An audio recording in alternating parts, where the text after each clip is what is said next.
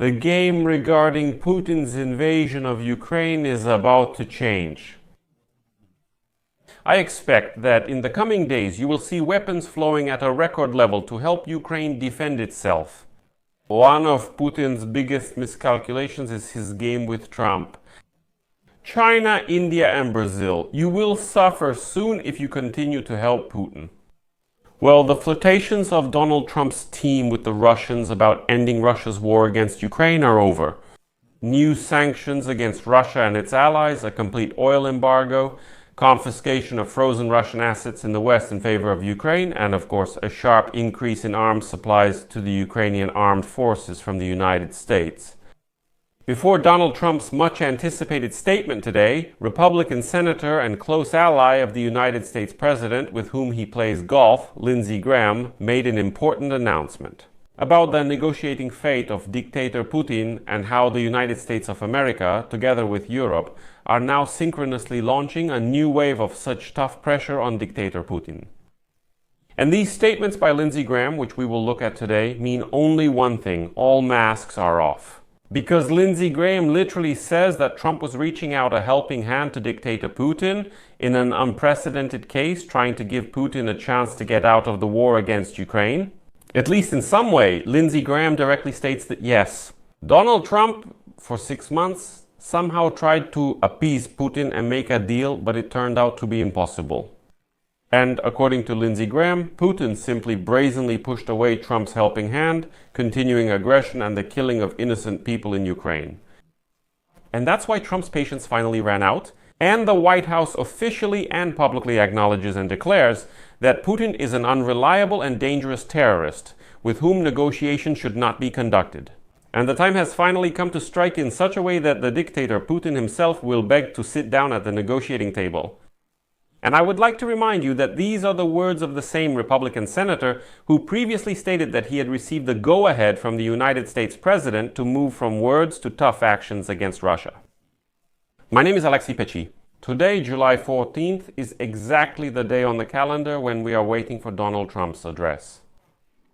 But before that, we need to discuss the statements made by Senators Richard Blumenthal and Lindsey Graham, who made some very loud statements just the other day, and consider them in the context of today's meetings in Washington. Because NATO Secretary General Mark Rutte is flying in there. Before we start breaking all this down, I ask you to subscribe to this channel, give it a like, leave any comment you want, and be sure to subscribe to my Telegram channel. The link to it is in the description of this video. There we publish breaking news as it comes in. And, at the very beginning of this episode, I want to recall the words attributed to Winston Churchill, who in 1940 said that Americans can be trusted. But it's worth noting that before taking decisive action, they always use absolutely all diplomatic and other tools, hinting that Americans always take a long time to gain momentum, but when they wake up, the enemy is in for a tough time. And now it seems that right now Trump's team is experiencing exactly that awakening. Republican Senator Lindsey Graham and Democratic Senator Richard Blumenthal have just returned to Washington from Europe, where they met with Zelensky and discussed the next steps to put pressure on Russia. And right after returning to America, both senators gave a brief but very telling interview to the television channel.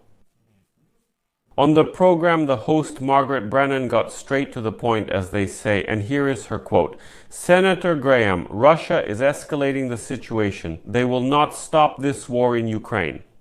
The NATO Secretary General will be here in Washington this week and will meet with President Trump, who, according to our information, is considering new funding for Ukraine. This will be the first time since he took office. What do you know about this?" And so, starting from this moment, Lindsey Graham is making statements that would be hard to hear from Republicans. Just a couple of weeks ago, Lindsey Graham says that he doesn't want to get ahead of President Trump, who is actually going to make a statement about Russia today. But Graham highlights a crucial detail. Right before Trump's statement, he, Senator Blumenthal, who is a co-author of the Sanctions bill, and NATO Secretary General Mark Rutte will meet with Donald Trump to synchronize their positions one last time before that very loud statement. Next, I will quote Lindsey Graham. "A turning point is coming regarding Russia's invasion of Ukraine. For several months, President Trump tried to invite Putin to the negotiating table for peace. He imposed tariffs against many countries, but left the door open regarding Russia, well, implying that tariffs were not really imposed against Russia. That door is about to close. Blumenthal and I have 85 co-authors of bills in the United States Senate for a sledgehammer sanction from Congress, available to President Trump to go after Putin's economy. And all those countries that support Putin's war machine, China, India, and Brazil, are buying oil, petroleum products, and other goods from Russia. This is the money that Putin uses to continue the war. And this congressional package that we are considering gives President Trump the ability to impose 500% tariffs on any country that helps Russia and supports Putin's war machine. He has maximum flexibility to change the tariff from 500% to 0% and back. This is truly a sledgehammer available to President Trump to put an end to this war. Then Brennan asked Blumenthal how the Democrats feel about the fact that Trump wants all the levers of pressure on Russia to be in his hands alone, even according to this sanctions law, of which he is a co-author. To this, Blumenthal gave a rather telling answer, emphasizing that he and Graham were not in Europe for no reason, namely to synchronize with the European Union a powerful sanctions strike against Russia. Therefore, he's not particularly worried that Trump will continue to make decisions on sanctions himself. Here is a quote from Blumenthal. "This should be a critical moment for these sanctions and the raising of this sledgehammer over the head. This moment was emphasized by all the European allies who were present at the meeting that Senator Graham and I attended in Europe. They are absolutely in solidarity with us. In this private meeting, they consecutively stated that strict sanctions are necessary to alter the Kremlin's actions." So, the wording of the waiver for Trump that we will have in this bill is very similar to the provisions that existed in the past.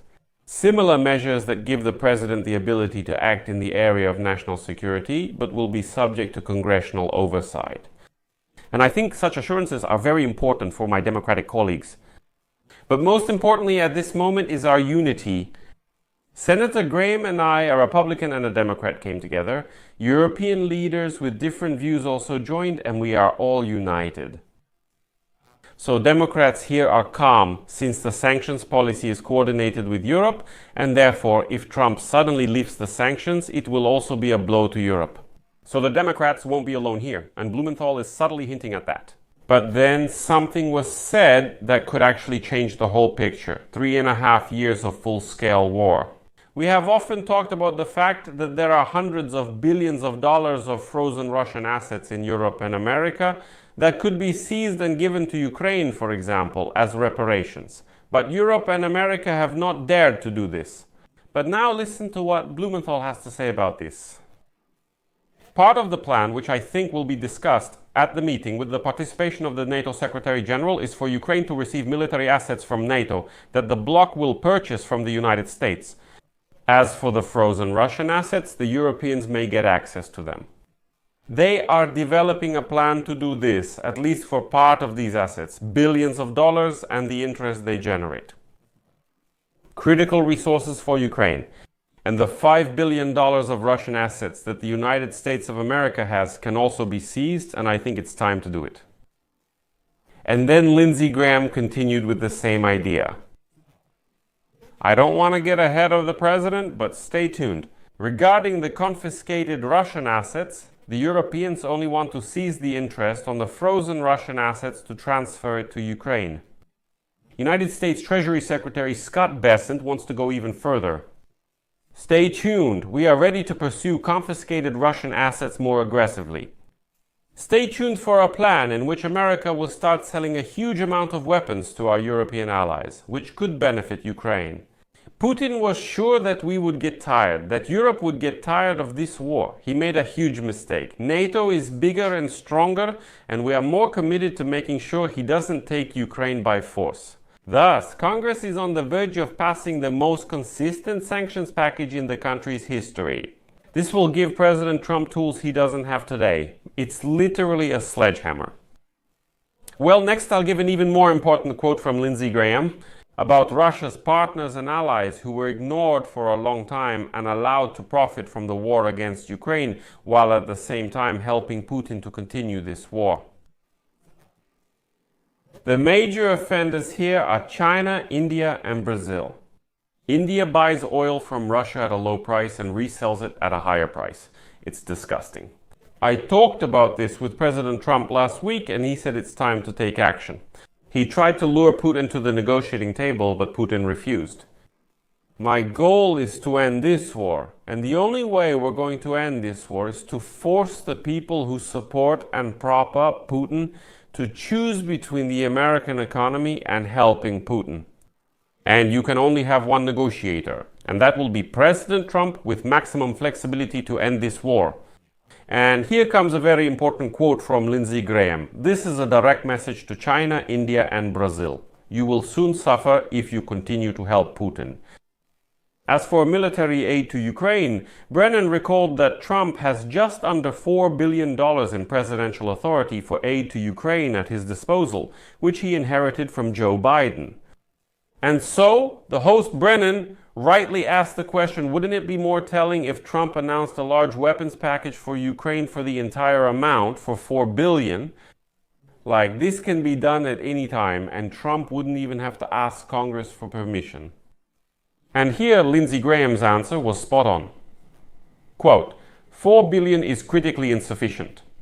The game concerning Putin's invasion of Ukraine is about to change. I expect that in the coming days you will see weapons flowing at a record level to help Ukraine defend itself. I expect that in the coming days President Trump will have at his disposal sanctions and tariffs that have never been available to him before. I expect that in the coming days there will be more support from Europe regarding efforts to help Ukraine. Putin made a grave error in judgment.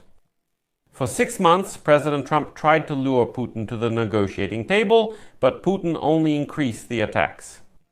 One of Putin's biggest miscalculations is his game with Trump, and you just watch. In the coming days and weeks, there will be tremendous efforts to get Putin to the negotiating table. And the days when those who helped Putin were not held accountable for it are over. This is a very important quote. So, as you can see, throughout the entire interview, Lindsey Graham repeats several times that, listen, Trump was patient, he tried to get Putin to the negotiating table. He didn't impose tariffs, didn't impose sanctions, didn't increase military aid to Ukraine, and did everything he could to make peace. Putin pushed away this helping hand, increased the attacks, and decided that Trump was just some kind of fool who could be treated like that, and that Trump supposedly wouldn't respond in any way. And Graham says all of that is over. Putin made a big mistake in that regard. And finally, I'll give you another quote from Lindsey Graham. This moment, the unity of Europe and America must be used wisely, and timing is absolutely critical. President Zelensky was strong and resilient, but his people are being killed by bombs and drones, and children are being abducted by Russia. We really need to show the strength of the United States, because only strength can make Putin come to the negotiating table. In general, we are waiting for Donald Trump's address tonight. As we can observe, Lindsey Graham has, as they say, warmed up this address. Obviously, there will be tough rhetoric, but let's wait for it. For now, I encourage you to write in the comments your opinion about the statements of Lindsey Graham and Richard Blumenthal, how much you believe these assurances, and how much, in your opinion, this will correspond to Donald Trump's statements. In the evening?